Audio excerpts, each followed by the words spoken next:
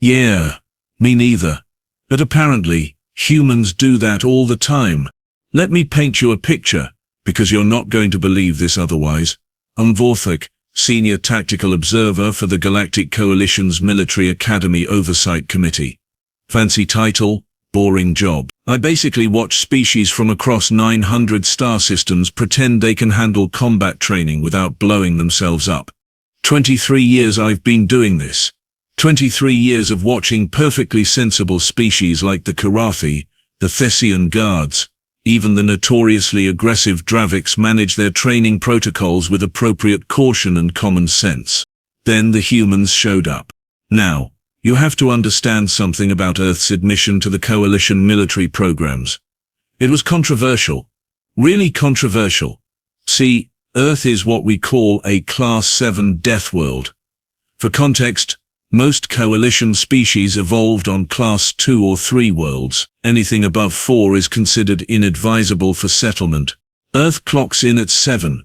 That means their gravity is crushing, their atmosphere is a corrosive oxygen nightmare, their weather patterns are actively homicidal, and their entire biosphere is engaged in a never-ending war of attrition, where everything is trying to kill everything else. The species that evolved there? Well, let's just say the psychological profiles were concerning. But regulations are regulations, and once Earth qualified for Coalition membership, we couldn't exactly bar them from the Academy. So 6 months ago, they sent their first batch of officer cadets to the Arcturus training station. 12 humans. 12 walking, talking contradictions. I was assigned to evaluate their performance. Standard protocol. Watch them struggle through the basic courses designed for normal species, file my reports, move on with my life. Except nothing about humans is standard. Take their first day in zero-gravity combat training. The Karathi cadets, who'd been training for 2 full cycles, moved through the exercise with practiced efficiency. The humans? They looked like newborn kicksbirds, trying to fly for the first time, flailing, spinning, smashing into walls. We all laughed. I'm not proud of it, but we did. By week 3, those same humans were outmaneuvering the Karathi in 3-dimensional space. Not through superior technology or training, mind you. Through sheer stubborn refusal to accept that their bodies weren't designed for it. One of them, a female named Tyra Okonkwo, actually dislocated her shoulder during a boarding drill, popped it back into place herself, didn't even stop moving, just grunted, reset the joint and kept fighting. I filed a report recommending medical intervention. The human medical officer read it and laughed at me. "That's just Tuesday for us," she said. I should have known then. Should have recognized the warning signs. But I'd been doing this job too long, gotten too comfortable in my assumptions about how species behave. The incident happened during their 5th month at the station. Advanced Wilderness Survival Training. We'd chosen Krath or Orth, a Class 4 training world. Challenging but manageable, the kind of environment that would push cadets to their limits without actually killing them. Thick forests, aggressive fauna, unpredictable weather, standard stuff. 12 species represented, 68 cadets total, broken into mixed species squads to encourage coalition and cross-cultural tactical thinking. The humans were split up. 1 or 2 per squad. This was intentional. Human pack behavior was already causing concerns among the training staff. They bonded too quickly, moved as a unit too efficiently. It made the other species uncomfortable. Squad 7 consisted of 3 Karathi, 2 Thessians, 1 Vrex and 1 human. The human was Marcus Reeves, 24 standard years old. Unremarkable scores in theoretical courses, slightly above average in physical training. Nothing in his profile suggested anything unusual, even by human standards. Quiet kid, kept to himself mostly. The kind of trainee you forget about unless you're specifically looking for him. The exercise was simple. Survival trek across 200 kilometers of hostile terrain. Each squad had basic supplies, emergency beacons, and 7 days to reach the extraction point. Day 3. A Category 6 storm rolled in. Now, Category 6 on Krath isn't the same as Category 6 on, say, Thessia Prime. The Krath system has a binary star configuration that creates some truly impressive weather phenomena. We're talking winds that could strip hull plating off a survey ship, lightning that could power a small city, rain so thick you could drown standing upright. Standard protocol called for immediate shelter and activation of emergency beacons. 59 cadets followed protocol. Squad 7's beacon activated, but not for shelter. There'd been a landslide. Half the mountainside came down in a wall of mud, rocks and shattered trees. Caught 3 squads in the open. 17 cadets buried or scattered across a kilometer of devastated terrain. By the time rescue teams could launch in that weather, we were looking at a minimum 2-hour response time. The instructors were already preparing for casualties. Multiple casualties.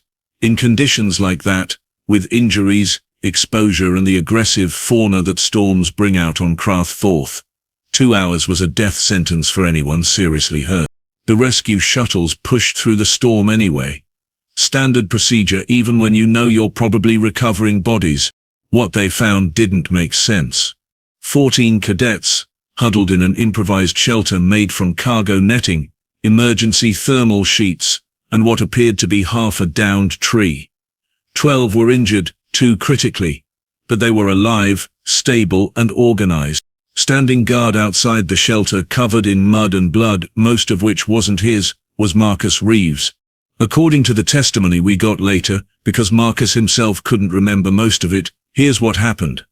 The landslide hit, chaos everywhere. Cadets screaming, trying to find each other in the storm. 2 Karathi from Squad 7 were buried up to their torsos in mud. A Thessian had a compound fracture in her primary leg. A Rex cadet from Squad 9 was unconscious, with head trauma. Marcus started digging. Not like organized rescue digging with proper technique. Just frantic, desperate scooping of mud and rocks with his bare hands. Got the first Karathi out, then the second. Moved to the Thessian, realized her leg was trapped under a boulder that massed probably 3 times what Marcus did. He lifted it anyway. Thessian physiology doesn't handle adrenaline the way human physiology does. She was going into shock, couldn't move on her own. Marcus picked her up, carried her, in Category 6, storm winds, with a broken arm he didn't notice he had. Found 4 more injured cadets, scattered in the debris. One by one, he dragged them to a sheltered outcropping, then he went back for more. The critically injured Rex was 60 meters away, wedged in a crevasse. Marcus climbed down into it.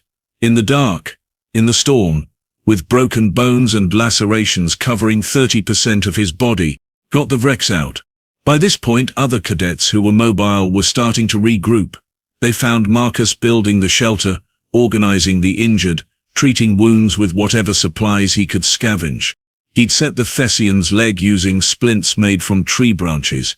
Stopped the bleeding on a Korathi's severed secondary arm using a tourniquet, fashioned from his own belt.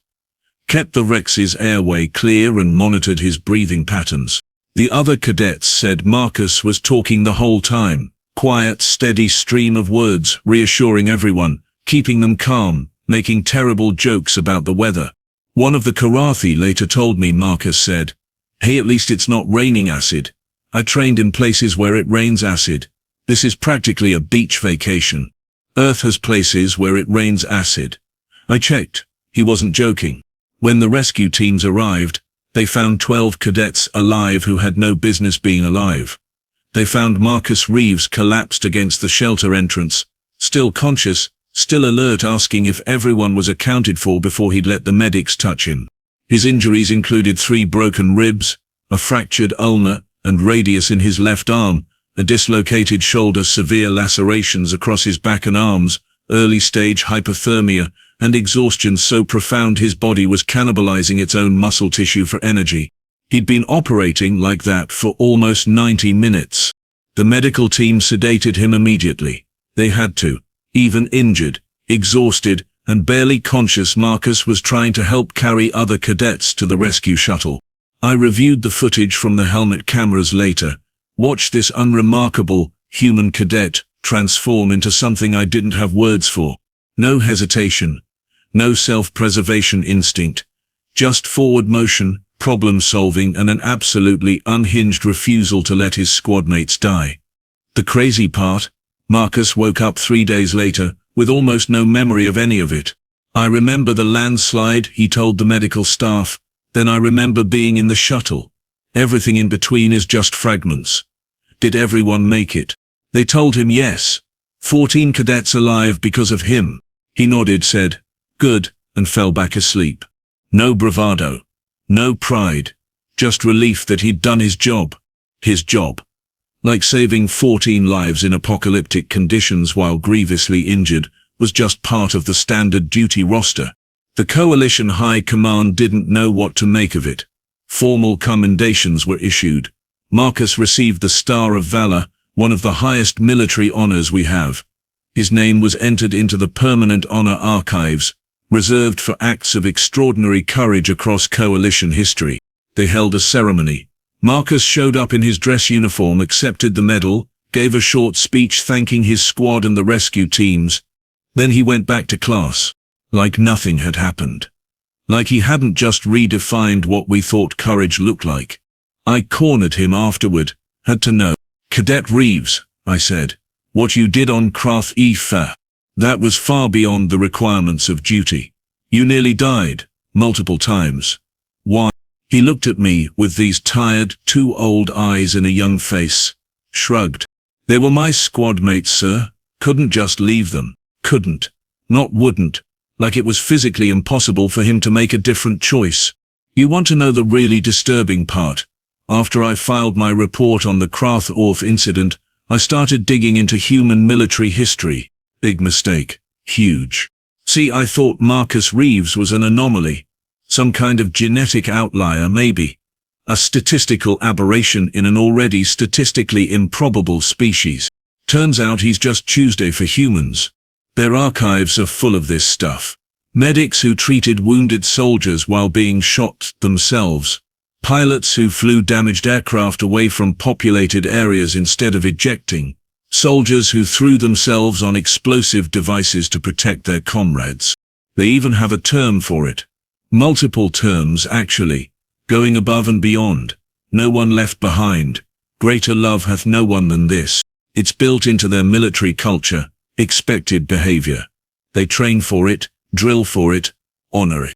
And here's the thing that kept me awake for 3 nights straight after I realized it. They don't think it's special. I mean, they recognize it.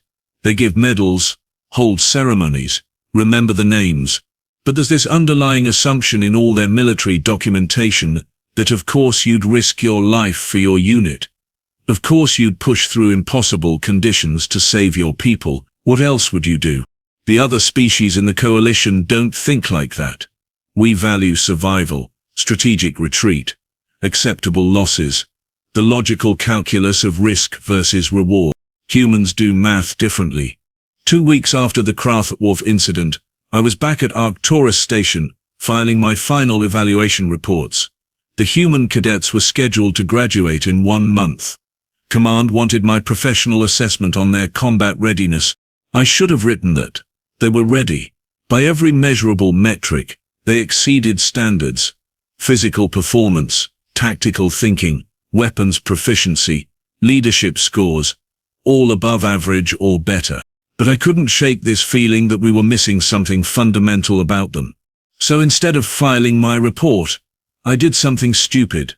I requested a meeting with the entire human contingent. Informal setting, off the record. Just conversation. They met me in one of the station's observation lounges. All 12 of them. Marcus Reeves was there, arm still in a regeneration sleeve but otherwise looking normal, healthy. Like he hadn't been knocking on death's door 2 weeks prior. "Thank you for coming," I started. Professional, polite. "I wanted to discuss the Krath incident and its implications for your continued training." Tyra Okonkwo, the one who'd relocated her own shoulder, leaned back in her chair. "Are we in trouble, sir?" "No, nothing like that. I'm trying to understand something." I pulled up the footage on the room's display screen. Marcus dragging injured cadets through the storm. This behavior, Cadet Reeves, you nearly died. You had multiple opportunities to seek shelter. wait for rescue. Instead, you kept going back into danger. Why? The humans looked at each other. There was this moment of silent communication between them, the kind of non-verbal coordination that made other species nervous. Finally, a male named Devon Park spoke up. Quiet guy, engineering specialist. With respect, sir. What else was he supposed to do? Survive, I said. Activate his beacon. Wait for professional rescue teams with proper equipment. And let his squad mates die? This from another human, female, name of Jasmine Torres. She said it like I'd suggested Marcus sprout wings and fly. Just completely absurd proposition. The probability of successful rescue in those conditions was low, I explained, even for trained teams.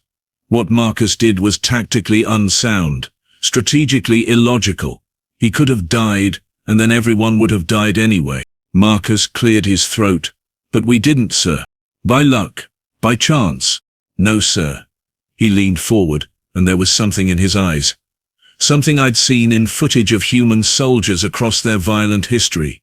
By refusing to accept that outcome, I stared at him. That's not how probability works, cadet. Maybe not for you, Tyra said. Her voice was gentle but firm. Sir, can I ask you something? Have you ever served in combat? Real combat, not training scenarios? No, I admitted. My species, the Vextar, resolved our last armed conflict 400 years ago. We've been at peace since joining the coalition. She nodded. That's beautiful, truly. We hope to get there someday. She paused, choosing words carefully. But Earth is still learning that lesson. We've had wars, sir. So many wars. Wars over resources, territory, religion, politics. Things so stupid we can't even explain them to ourselves anymore. And in all those wars, in all that violence and waste and horror, we learned something. What's that? That the only thing standing between good people and death is other good people willing to risk everything. She gestured to Marcus. He didn't calculate odds. He didn't weigh strategic value. He saw people who needed help, and he helped. That's what we do, Devon added. My grandfather was a firefighter, died pulling a kid out of a burning building. Could have waited for backup. Building was about to collapse. He went in anyway. He smiled, sad and proud at the same time. I asked my grandmother once if she was angry at him for that, for leaving her. You know what she said? I shook my head. She said, he wouldn't have been the man I loved if he'd made a different choice. The pieces were starting to fit together in my head. A horrible, beautiful picture of a species that had weaponized empathy, turned self-sacrifice into doctrine, made heroes out of people who couldn't walk away from others in need. This is standard for your species? I asked. Define standard, Marcus said. Most people aren't put in situations like Krathloff. But if they were, yeah, I think most humans would try to help. Maybe not successfully. Maybe not as effectively. But they'd try. Jasmine pulled up something on her personal datapad, passed it to me. This is from our archives, sir. Just a small sample. We thought you might want to see. I scrolled through it, page after page of human heroism, names, dates, actions. A pilot named Sully who landed a damaged aircraft on a river, saved everyone aboard. A doctor named Horror who stayed in a plague zone treating patients when she could have evacuated. A teacher named Dave who shielded students from a gunman with his own body. Thousands of names, tens of thousands, going back centuries. We don't do this because we're special, Marcus said quietly. We do this because we're human, and humans don't leave each other behind. The meeting ended shortly after that. The humans filed out back to their training schedules and study sessions. Normal cadets doing normal things. Except they weren't normal, not by coalition standards. I filed my report that night, recommended the human cadets for full graduation and officer commissioning. But I added an addendum, flagged for high command review. The human contingent represents a significant paradigm shift in coalition military doctrine. Their approach to combat, casualties, and unit cohesion differs fundamentally from established norms. This is not a weakness. This is a force multiplier we do not yet fully understand. Recommend expanded human integration into coalition forces, with careful study of their tactical methodologies and cultural values. Also recommend psychological support for non-human personnel serving alongside humans, as their operational behavior may cause distress or confusion among species unaccustomed to such extreme protective instincts. Graduation came. 12 humans received their officer commissions. Marcus Reeves graduated third in his class. Could have been first, probably, but he'd spent too much time helping other cadets with their studies. Of course he had. There was a moment during the ceremony I'll never forget. When Marcus's name was called to receive his Star of Valor, the entire human delegation stood. Not just the cadets, the visiting families, the human diplomatic staff, everyone. Then the Karathi stood, the ones Marcus had saved, and their families, and their units. Then the Thessians, the Vreks. One by one, every species represented at the academy rose to their feet. For a human who couldn't even remember what he'd done. After the ceremony, I caught Marcus one last time. He was heading to his first assignment, a coalition patrol ship operating in the outer systems. Cadet? Sorry, Lieutenant Reeves, I said. One final question, if you'll indulge me. Of course, sir. Do you remember it yet? The rescue. He paused. Thought about it. Bits and pieces, images, mostly. The storm. The weight of the Thessian when I carried her, the sound of the Rex's breathing, making sure it stayed steady. He smiled. I remember being cold. Really, really cold. Does it bother you? Not remembering? Sometimes, he admitted.